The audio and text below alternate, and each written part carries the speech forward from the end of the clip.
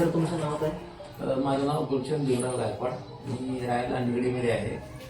मला तुमच्या आशीर्वाद क्लिनिकची माहिती इंस्टाग्रामवरून आली. त्याला एक त्याशी म्हणून माझ्यासोबत मी आलो. सर तुमची आता आपण बोन सेटिंग केली, तर तुम्हाला बोन सेटिंगमध्ये सर कसं वाटलं?